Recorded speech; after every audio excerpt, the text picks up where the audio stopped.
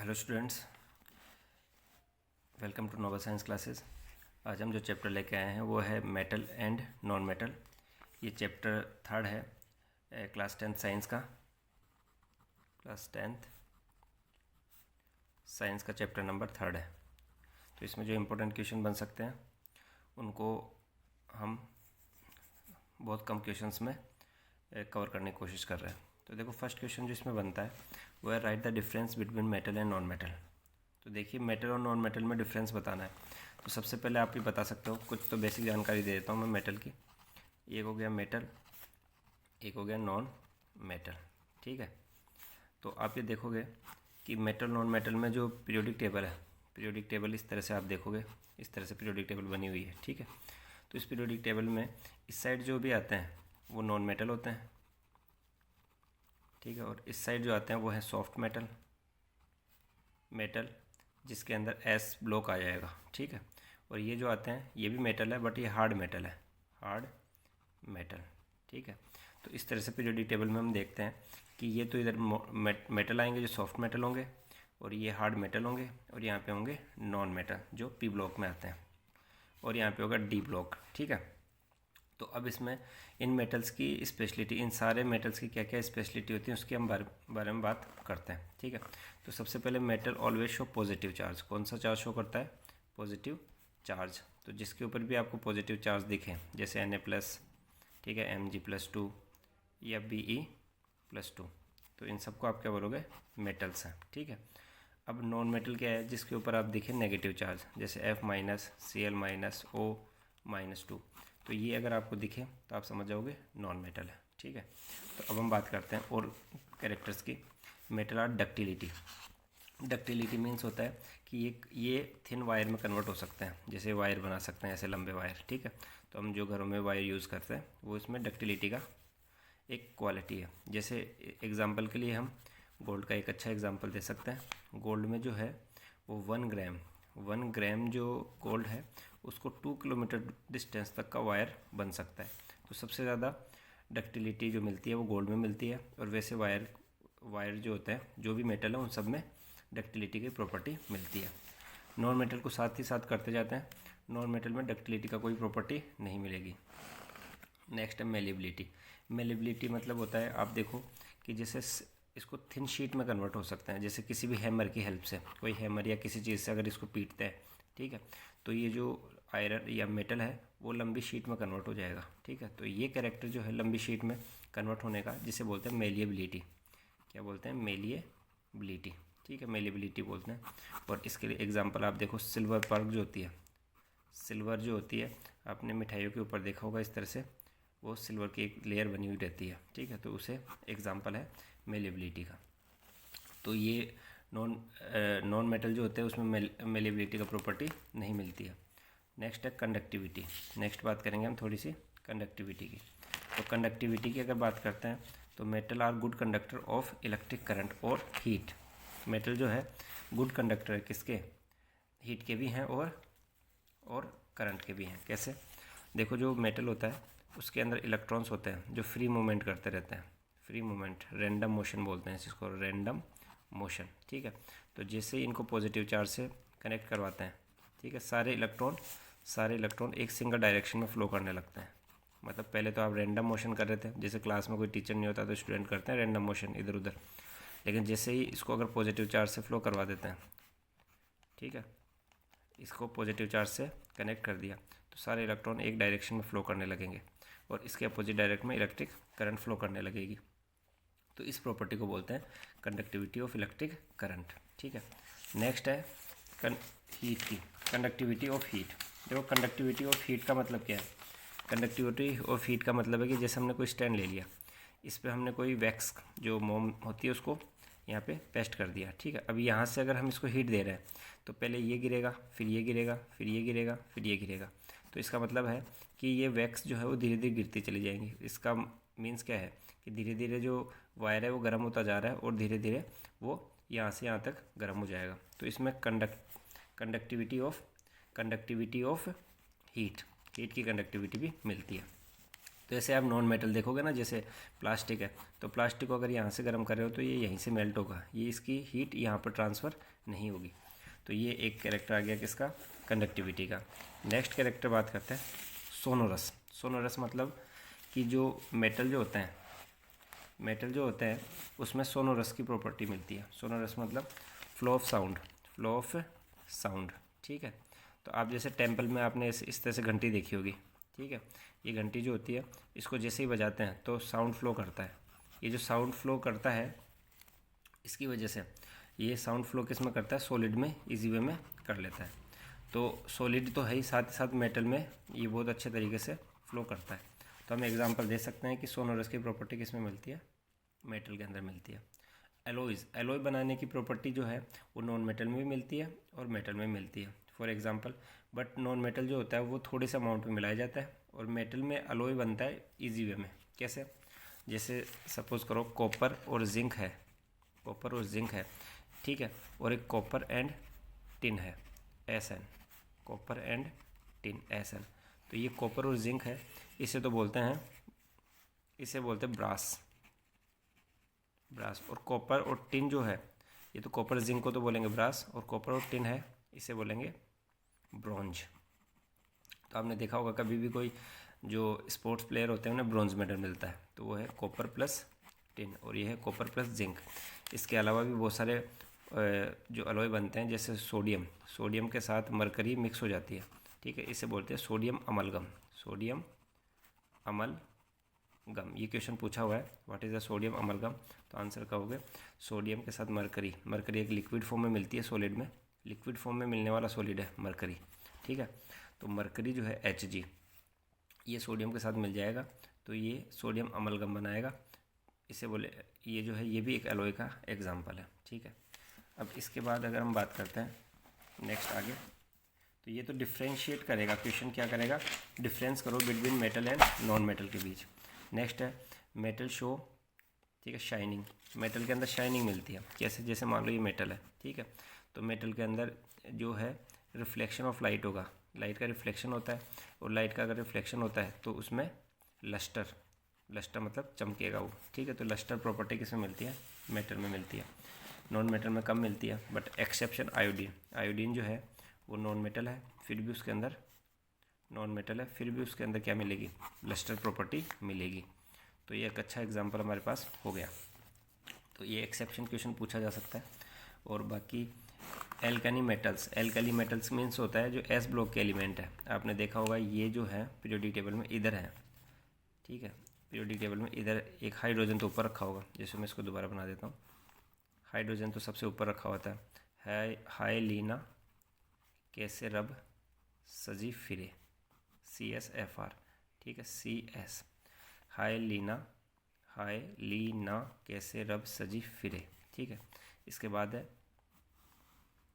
यहाँ पे बेटा मांगे कार स्कूटर बाप राजी, ठीक है, या बाप रोए, कुछ भी कर सकते हो, ठीक है।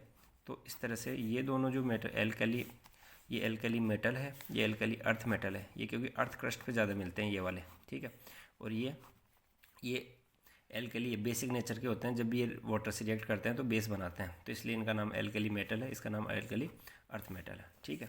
तो अब इसके बारे में बात करें तो ये हैं सॉफ्ट नेचर के होते हैं, तो इनको ईजी वे में हम नाइफ से कट कर सकते हैं। जैसे एग्जांपल सोडियम, तो सोडियम जो है उसका आपने पीस लिया और उसको आप नाइफ से कट करो तो ये ईजी वे में 2 पार्ट्स में कट जाएगा, ठीक है, ऐसे 2 पार्ट्स में कट जाएगा।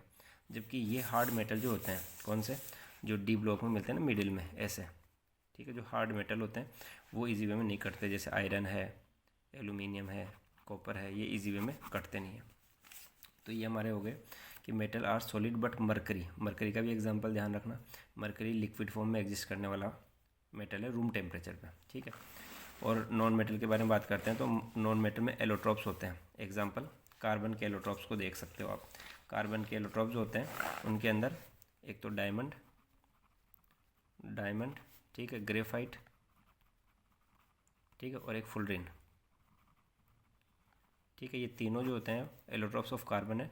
डायमंड हार्डेस्ट है, कोवेलेंट बॉन्ड मिलता है, फिर भी हार्ड है, जनरली आयोनिक हार्ड होते हैं, बट एक्सेप्शनली डायमंड है उसके अंदर कोवेलेंट बॉन्ड होने के बाद भी बहुत ज़्यादा हार्ड है, ठीक है। ग्रेफाइट जो है कार्बन का एलोट्रॉप्स है, कार्बन का ही बना होता है।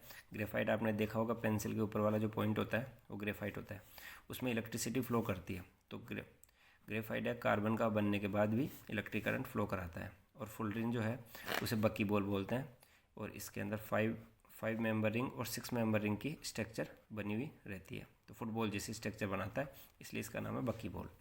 तो ये तो हो गए नॉन मेटल के बारे में। अब इसके बाद आगे का जो क्वेश्चन हमारे पास बन सकता है वो है explain the chemical properties of metal. तो मेटल की अगर आप केमिकल प्रॉपर्टीज़ पर एक्सप्लेन करने जा रहे हो तो इसके अंदर कुछ रिएक्शन ज़रूर आपको बतानी पड़ेगी। रिएक्शंस कैसे, जैसे आपको रिएक्शन बनाने का मैंने वीडियो बता दिया, वैसे भी आप समझ लीजिए क्रॉस वैलेंसी से बनते हैं कंपाउंड। जैसे Cu की रिएक्शन ऑक्सीजन से कराएंगे, मेटल रिएक्ट विद ऑक्सीजन। देखो पहली रिएक्शन ली है मेटल रिएक्ट विद ऑक्सीजन, ठीक है। तो ये बनाएगी मेटल ऑक्साइड जिसे CuO, ठीक है। अब कुछ स्टूडेंट को समझ में नहीं आता सर ये CuO ही क्यों बना, तो इसका ध्यान रखना कॉपर +2 होता है, ऑक्सीजन -2 होता है, क्रॉस वैलेंसी जब इक्वल हो जाती है तो CuO बन जाता है, ठीक है। तो कॉपर ऑक्साइड बन गया। ये ब्रैकेट में क्या है, ये ब्रैकेट में देखो कॉपर का जो ऊपर जो चार्ज है 2 वो कॉपर को इस तरह से रोमन में रिप्रेजेंट करता है, तो इससे बन जाएगा कॉपर ऑक्साइड। बट सारे ये कॉपर ऑक्साइड बेसिक नेचर का है, बेसिक नेचर का होगा।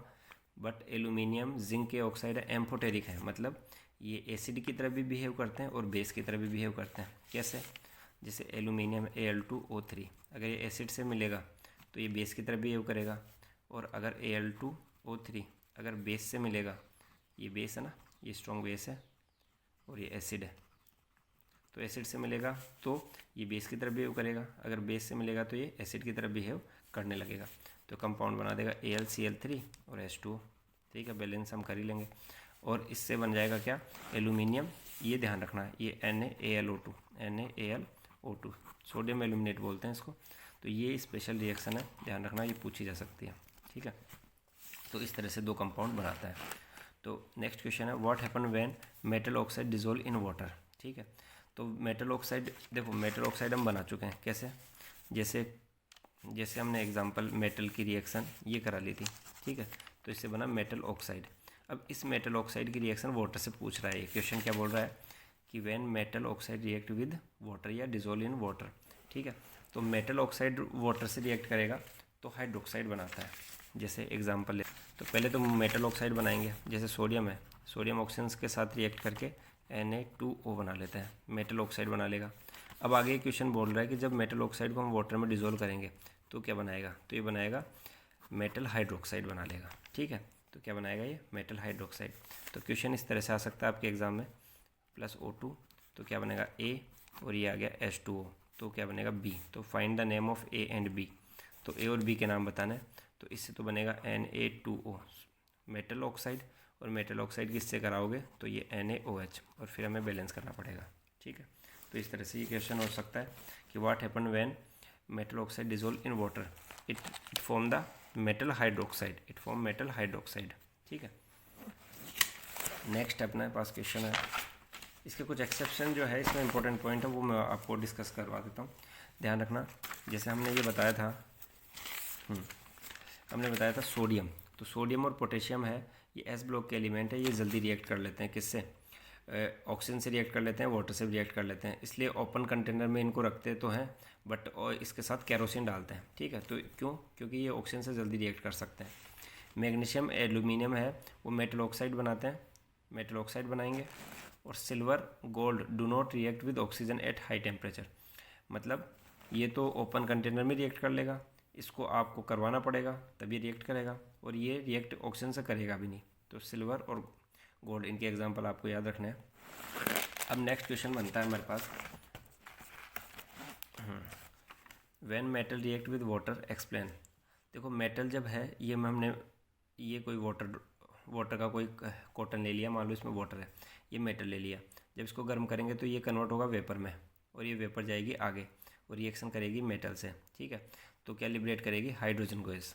ये डिलीवरी ट्यूब है, ये डिलीवरी ट्यूब है जिससे हाइड्रोजन गैस इधर निकलेगी। अब ये जो हाइड्रोजन गैस है ये पॉप साउंड बनाती है, ठीक है। तो आपसे क्वेश्चन पूछ रहा है when metal react with water what happens, तो आप कह सकते हो when metal react with water it liberate hydrogen gas. ठीक है, एग्जाम्पल कैसे, एग्जाम्पल देखिए, मेटल जब वाटर से रिएक्ट कर रही है तो मेटल ऑक्साइड बना रही है और हाइड्रोजन गैस लिबरेट कर रही है। इसके एग्जाम्पल देखिए, ठीक है, एग्जाम्पल कोल्ड वाटर के साथ अगर रिएक्ट कराते हैं तो पोटेशियम और सोडियम ये दोनों कोल्ड वाटर से इजी वे में रिएक्शन कर लेते हैं, तो बनेगा KOH और हाइड्रोजन गैस लिबरेट हो जाएगी। Na सोडियम है वो NaOH बनाएगा और हाइड्रोजन गैस लिबरेट हो जाएगी। और ये हाइड्रोजन गैस का पीछे हम डायग्राम बता चुके हैं। बट एग्जाम्पल कैल्शियम के साथ लेते हैं तो ये हाइड्रोक्साइड बनाएगा और हाइड्रोजन गैस भी निकलेगी। जैसे कैल्शियम हाइड्रोक्साइड बनाएगा, कैसे बनाएगा, Ca+H2O, तो ये बनेगा H+ और OH-, वाटर एसिड ब्रेक होता है और कैल्शियम होता है Ca+2 में, तो Ca+2 है ये माइनस से रिएक्ट करेगा, OH माइनस है, तो क्रॉस वैलेंस यूज़ करेंगे तो CaOH का होल ट्वाइस, तो CaOH का होल ट्वाइस बनेगा और हाइड्रोजन गैस लिबरेट हो जाएगी।